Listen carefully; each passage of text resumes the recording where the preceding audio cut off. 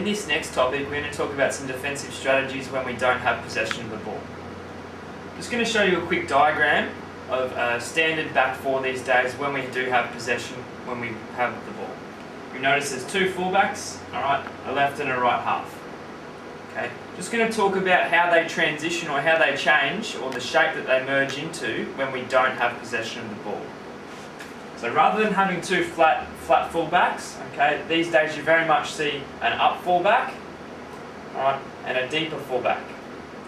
The right and the left half, obviously when you don't have the ball you want to condense and own the centre corridor of the field, so these two players generally tuck into the centre of the field as well. So notice here in this next example, we've relocated the defenders into their positions when we don't have the ball. Okay, we've also added three attackers into the frame. So the right half's marking their opposition's left striker, the deep fullbacks marking the opposition's centre forward, and the left half's marking the opposition's right striker. You'll also notice one of the fullbacks is pushed up into the up fullback position, and they're standing on what we call the hotline. Now the hotline is the line of the ball directly to the goal you're defending. And you can see here, if you drew a line straight from the ball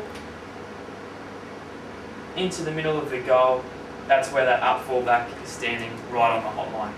Obviously if the ball moves, the hotline player or the up fullback will have to reposition. I just want to talk about the marking style being used by the three strike forwards, by the three defenders against the strike forwards. You'll notice here, if you draw a line from the ball to the defender and then the ball to the attacker, it creates a shallow triangle. Alright, we call that marking style in front, in touch, so you can basically see the ball and also be aware of where the defender is, so if they make a pass, the defenders can intercept. That's probably one of the more common marking styles used today on turf hockey. Right.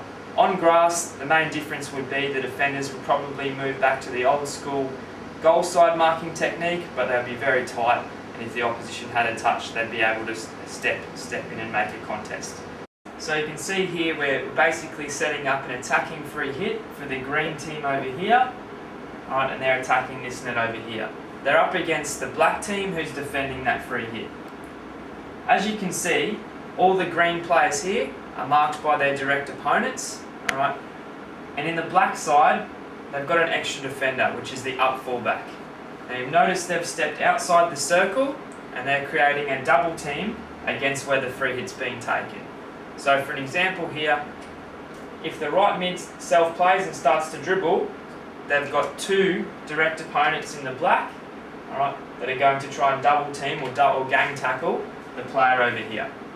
We call this double teaming the mark, and it's a very useful defensive strategy to deny the attacking team an opportunity to run and self-play into the circle.